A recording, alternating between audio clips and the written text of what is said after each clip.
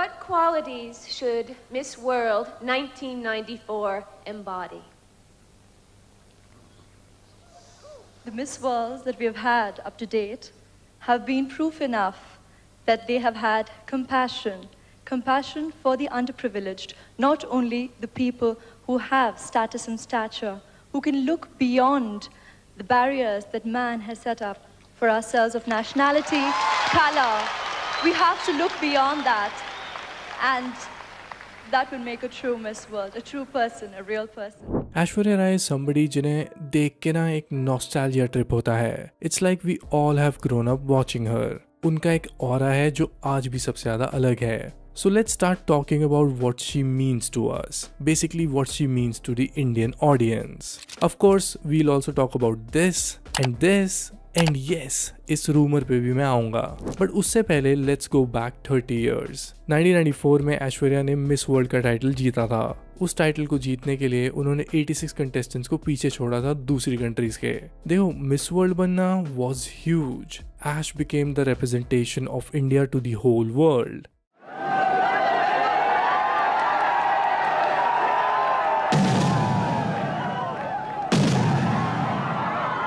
And honestly, 90s में ना everyone used to define Aishwarya as one of the most beautiful women in the whole world. I'm very sure कि आपने भी अपने parents से कुछ ऐसा ही सुना होगा. उस टाइम पे तो ना PR वगैरह भी नहीं होता था. So imagine the kind of impact Aishwarya had on pop culture. लोग दिलजीत को आज ग्लोबल आइकॉन मानते हैं. Similarly, Ash was the global icon as well. And I think she still is.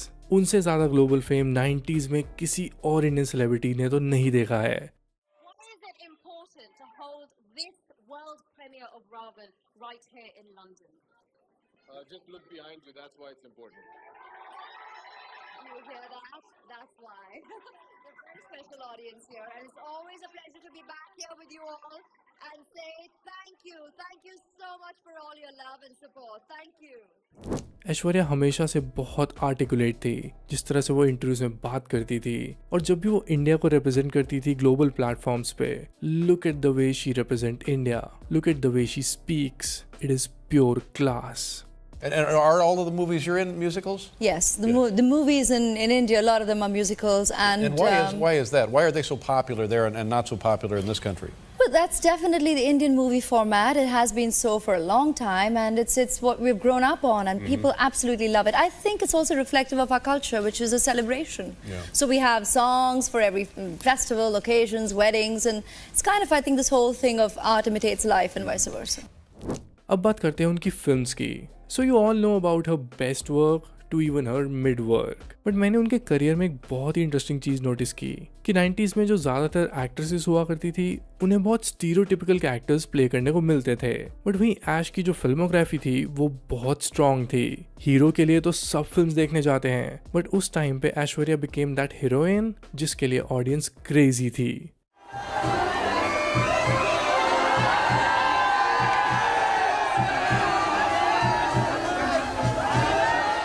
Just imagine a film like हम दिल दे चुके सनम. It's literally Aishwarya's coming of age film. Subhash घाई की ताल भी उसी तरह की फिल्म थी. आपने ऐश्वर्या की पहली फिल्म कौन सी देखी थी मुझे कमेंट्स में जरूर बताना. जो मेरी पहली फिल्म थी जो मैंने टीवी पे देखी थी वो तो थी आ अब लौट चलें, जिसमें अक्षय खन्ना भी थे. उस फिल्म के बाद मैंने देखी ताल and she was absolutely amazing in this. वो फिल्म कुछ अलग ही लेवल की थी. ऐश्वर्या को जिस तरह से उस फिल्म ने पिक्चराइज किया था दैट वाज ब्यूटीफुल. उसी दौरान फिर मैंने देखी हम दिल दे चुके सनम. उस फिल्म से ना मेरे को लगता है ऐश्वर्या का फैन बेस और भी स्ट्रांग हो गया था. वैसे उनकी फिल्में तो बहुत हैं और अगर हम बात करने लग जाएंगे तो 2 घंटे की वीडियो बनानी पड़ेगी. So let's talk about what basically change in Aishwarya's life after Hum Dil De Chuke Sanam. No points in guessing. Salman Khan became a close friend to Aishwarya after Hum Dil De Chuke Sanam. So now let's move forward और अब डिस्कस करते हैं उनके relationships and the way she has carried herself around those problematic relationships. सबसे पहले बात करते हैं ऐश्वर्या और सलमान की. जैसे कि मैंने आपको बताया they both became closer after Hum Dil De Chuke सनम. सलमान और ऐश्वर्या एक आई कैंडी कपल बन गए थे और हर मैगजीन और एंटरटेनमेंट चैनल उन दोनों के पीछे पड़ गया था और हर जगह बस उनकी ही बात की जाती थी. Who would you say is the sexiest and most gorgeous man? Caught me on that one.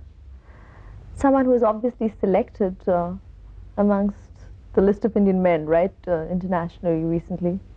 Salman. They dated for around 2-3 years और ऐसा भी कहा जा रहा था कि दोनों एक दूसरे से बहुत जल्द शादी भी कर लेंगे, बट माना यह जाता है कि ऐश्वर्या की जो फैमिली थी वो इस मैरिज के अगेंस्ट थी। और फिर उसी दौरान एक न्यूज आती है जहां से पता लगता है कि दोनों का ब्रेकअप हो गया है। उस टाइम आई विटनेसेस का मानना है कि सलमान ने ऐश्वर्या के घर के बाहर बहुत झगड़ा भी किया था और उन्हें मारा भी था। ऐश्वर्या ने किसी भी वीडियो इंटरव्यू में इस बारे में ओपन अप नहीं किया है। जब जर्नलिस्ट करण थापड़ ने उन्हें एक इंटरव्यू में इस तरह के क्वेश्चंस पूछे तो उन्होंने सारे एलिगेशंस को डिनाई किया था। What happened when you fell down the stairs, and why did they end up saying that Salman had beaten you instead? I don't know what to say about as to why. How can I answer as to why people claim or say what they do? But the fact is that I slipped. I actually passed out and I fell down the stairs outside my house, and that's exactly what happened. इसके अलावा बहुत सारे ऐसे text interviews हैं जहां ऐश ने इस incident के बारे में बात की है और उनमें से एक इंटरव्यू था टाइम्स ऑफ इंडिया के साथ जहां पे उन्होंने बहुत सारी पर्सनल डिटेल्स रिवील की थी। सलमान से ब्रेकअप के बाद Aishwarya became close to Vivek Oberoi. However this relationship was very short lived. Aishwarya ने कभी भी मीडिया में तो इस रिलेशनशिप के बारे में खुल के बात नहीं की, मगर विवेक ने कई इंटरव्यूज में अपने रिलेशनशिप के बारे में बताया था। You think Aishwarya Rai? Yes. Wonderful. Why does she never admit to it? I don't think you've asked her that on the show. Of course I have. In fact उस टाइम सलमान और ऐश्वर्या का इतना इशू चल रहा था कि विवेक ने सलमान के अगेंस्ट एक प्रेस कॉन्फ्रेंस भी की जहां पे उन्होंने सलमान को चैलेंज किया था ओपनली। उन्होंने बताया था कि सलमान उनके और ऐश्वर्या के रिलेशनशिप से खुश नहीं थे और वो विवेक को कॉन्टिन्यूसली धमकियां दे रहे थे। मैंने कहा, are you going to talk? Are you going to do it? So he says, I'm coming there right now. I said, come, but come prepared. I'm going to teach him a lesson if he comes here. मेरे आड़े आएगा तो मेरे से मार खाएगा। ऐसा कहा जाता है कि विवेक ने जो सलमान के अगेंस्ट प्रेस कॉन्फ्रेंस की उसके बाद ऐश्वर्या को भी वो बात सही नहीं लगी। Aishwarya seems to be the person who keeps the matter very personal and Vivek went all out to do a press conference. इतनी सारी नेगेटिव न्यूज कवरेज के बाद ऐश्वर्या के करियर पे भी एक नेगेटिव इफेक्ट पड़ रहा था। And then we get to know Aishwarya ने विवेक से ब्रेकअप कर लिया था और उनको लगता था कि उनको अपने करियर पे ही फोकस करना चाहिए। विवेक आज भी ये कहते हैं कि ऐश्वर्या नेवर अप्रिशिएटेड हिम। लेकिन जिनके लिए आपने ये सब किया उन्होंने कभी आपको थैंक यू बोला या अप्रिशिएट हुआ ये जेस्चर? नहीं हुआ। ये भी नहीं हुआ? नहीं हुआ। नहीं हुआ। Now let's talk about Abhishek and Aishwarya. दोनों को ऑडियंस एक साथ कितनी सारी फिल्म्स में देख चुकी थी। अभिषेक was the one who started to have a crush on Aishwarya और अभिषेक ने खुद इंटरव्यूज में बताया है कि गुरु की शूटिंग के दौरान उन दोनों को एक दूसरे से अट्रैक्शन थी। यहाँ से ही दोनों का रिलेशनशिप शुरू हुआ and sooner than later their families got involved. I was filming in New York for a movie and I used to stand on my balcony of my hotel room and wish that one day, wouldn't it be nice if I was together with her, married. So I took her to the very same balcony and I asked her to marry me. 2007 में दोनों ने शादी कर ली और ये पूरी industry के लिए शॉकिंग था to be honest, as their relationship was not in the news for that long. But I think ऐसे ही होता है, once you have gone through a lot of problems in your past relationships, आपको और clarity मिल जाती है that what you are looking for. Aishwarya and Abhishek seems to be that kind of a couple. It's wonderful what we share because it's based on such a friendship. We were normal from the beginning. Every day? Even before marriage. Yeah. Through the day, I think we go through an entire About movie. what? We go through an entire movie through the day. It all happens really, really quick. Time's really precious for us, so we have our own little dramatics all day very quickly. अब since मैं उनके साथ होने की बात कर ही रहा हूँ, so now let's discuss the present gossip that is going around their relationship. Aishwarya और अभिषेक की मैरिज को अब बहुत टाइम हो चुका है and it seemed everything was going well, मगर बहुत टाइम से ऐसे रूमर्स थे, ब्लाइंड आइटम्स थे जहां पे कहा जा रहा था कि दोनों अलग होने वाले हैं। इस रूमर के बाद एक और रूमर आता है जहां पे इट इज सेड कि Abhishek is now involve with the actress Nimrat Kaur. And honestly एक बहुत ही कुक्ड स्टोरी हो सकती है। It might not be true और maybe it might be, but यार मुझे लगता है ना कि कुछ लोगों को समझना चाहिए कि इतना सीरियस मैटर एक रूमर को क्यों बनाया जा रहा है जब कोई फैक्चुअल इन्फॉर्मेशन अवेलेबल ही नहीं है। So let's leave it out. Somebody on Reddit decided to post these things और पूरा वर्ल्ड फिर उसको बिलीव करने लग जाता है। ये बात मुझे थोड़ी सही नहीं लगती है। अगर इस चीज़ में कुछ रियलिटी है then okay, let's see future में क्या होता है। बट आई थिंक हमारा जो फैसिनेशन है सेलिब्रिटी गॉसिप को लेके, उसमें थोड़ी बाउंड्रीज आनी चाहिए। सीरियसली इस पूरे अफेयर के कंट्रोवर्सी में ना लोगों ने बहुत ओवर एनालाइज किया है चीज़ों को। लिटरली निम्रत और अभिषेक के 10वीं के प्रमोशन का एक इंटरव्यू को इतना ओवर एनालाइज किया जा रहा था कि निम्रत के एक्सप्रेशंस को इस तरह से डिकोड किया जा रहा था। देखो, we have to understand that this is their personal space and we have no right to enter and make comments about it. Memes और जोक्स एक एक्सटेंड तक बहुत फन लगते हैं, I also enjoy them, but ऐसा लगता है हमें कोई लाइन ही नहीं पता है कि कहाँ उनको रोकना है। ऐश्वर्या, अभिषेक और निमृत की जो पूरी कंट्रोवर्सी है, it just felt that it was blown out of proportion. But any relationships apart from your blood relationships that you get into, yeah, I mean, like with my wife, I know sometimes she just gets it. You know, I think a lot of that has to do because she's also an actor herself. So she understands the pressure of the business and the lifestyle.